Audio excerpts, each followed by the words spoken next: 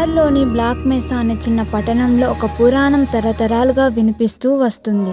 చాలా సంవత్సరాల క్రితం వెండి నాణాలతో నిండిన రైలు అక్కడి నుంచి బయలుదేరింది. కానీ ఆ రైలు తన గమ్యం చేరలేదు. ఎక్కడికో అదృశ్యమైపోయింది. అప్పటి నుంచి ఆ రైలును దెయ్యాల రైలు అని పిలుస్తారు. పౌర్ణమి రాత్రి రాగానే దాని శబ్దం వినిపిస్తుందని, కానీ దానిని వెంబడించిన ఎవరూ తిరిగి రాలేదని గ్రామస్తులు చెబుతారు. ఆ కథ విని ధైర్యవంతురాలు మరియా ఆసక్తితో నిండిపోయింది. ఈ పురాణం వెనుక నిజమేముందో నేను కనుక్కుంటాను అని నిశ్చయించుకుంది. ఆ రాత్రే ఆమె తన గుర్రం లూనాపై ఎడారిలోకి బయలుదేరింది. చంద్రుడు ప్రకాశంగా వెలిగాడు. ఎడారి గాలిలో ఒక రహస్య భయం తేలియాడింది. ఒక్కసారిగా భూమి కంపించింది. రాత్రి ఆకాశాన్ని చీల్చుకుంటూ రైలు శబ్దం వినిపించింది. పచ్చటి మంటలు చిమ్ముతూ ఆకాశంలో కాంతులు విరజిమ్ముతూ ఒక ప్రేత రైలు ప్రత్యక్షమయింది. మరియా గుండె గుబులు కొట్టినా ధైర్యంగా రైలెక్కింది. లోపల వెండి నాణాలతో నిండిన పెట్టెలు మెరిసి కనిపించాయి.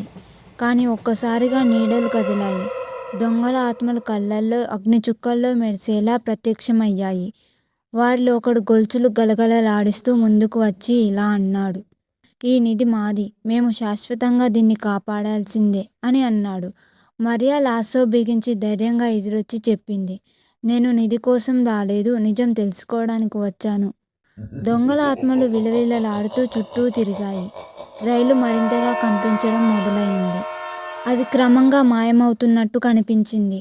ఆ క్షణంలో మరియా నేలపై పడి ఉన్న ఒక వెండి నాణెం తీసింది. అది ఆ కథ నిజమని నిరూపించడానికి సరిపోతుందని అనుకుంది.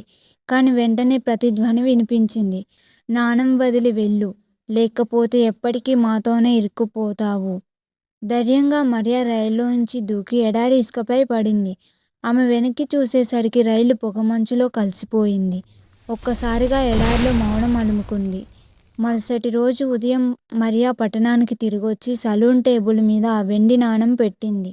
అందరూ ఆశ్చర్యపోయారు. పురాణం నిజమని నమ్మారు. కానీ మరియా మాత్రం మెల్లగా నవ్వింది. ఆమెకు తెలుసు ఆ నిధి జీవుల కోసం కాదు, అది దెయ్యాలకే చెందింది అని.